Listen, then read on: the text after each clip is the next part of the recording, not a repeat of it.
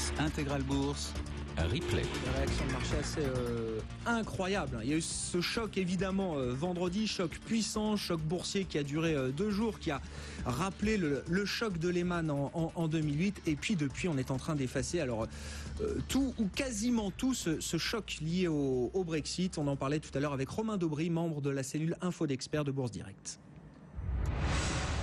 Ce qui est intéressant de remarquer, c'est que dans ce contexte-là, le rebond qui était d'abord et avant tout technique, puisque tiré par les valeurs qui avaient été principalement massacrées, je pense au secteur évidemment bancaire et automobile, a été du coup un peu plus tiré et alimenté par des valeurs plus défensives et d'autres secteurs. Et là, on le voit aujourd'hui en tête des hausses sur l'indice, des valeurs plutôt liées à l'énergie.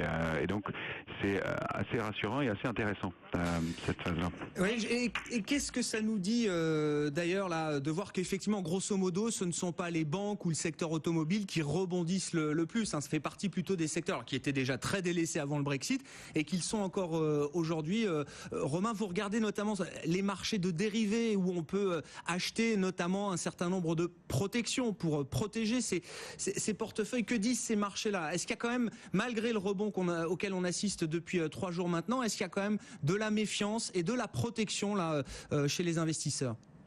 Oui, il y a toujours de la méfiance et de la protection. La prudence, moi, c'est plus que légitime.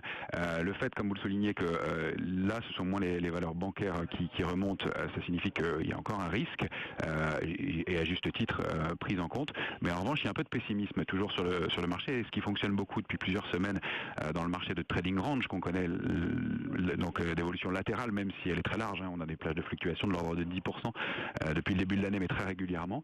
Eh bien, le contexte est toujours un peu pessimiste.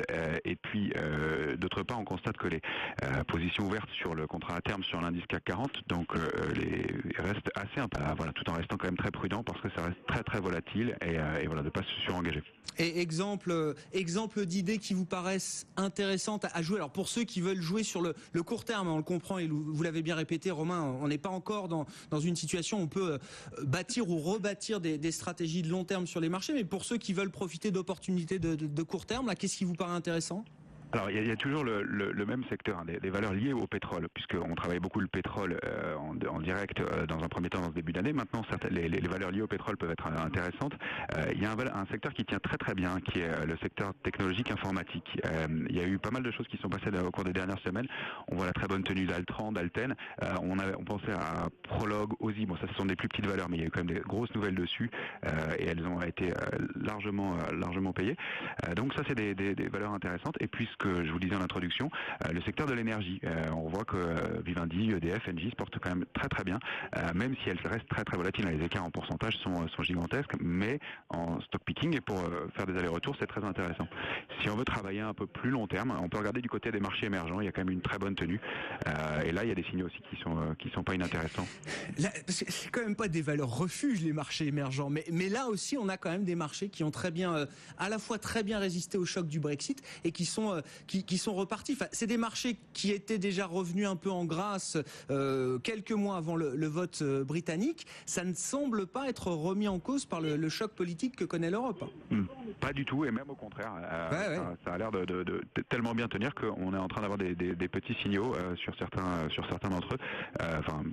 Qui donnent des perspectives de hausse assez intéressantes de l'ordre de, on va dire, 10% en moyenne, ce qui est pas nul dans un marché tel qu'on le voit fonctionner actuellement. Romain Daubry qui est avec nous tout à l'heure, membre de la cellule Info d'Experts de Bourse Direct, des marchés qui ne lâchent rien. Donc, allez, on est hésitant à peu près autour de l'équilibre.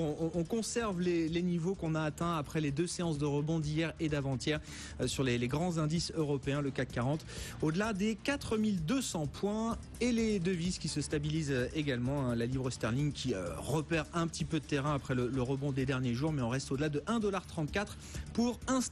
Bientôt 16h30, on entre dans la dernière heure de séance pour les marchés européens qui vont clore un premier semestre 2016 agité.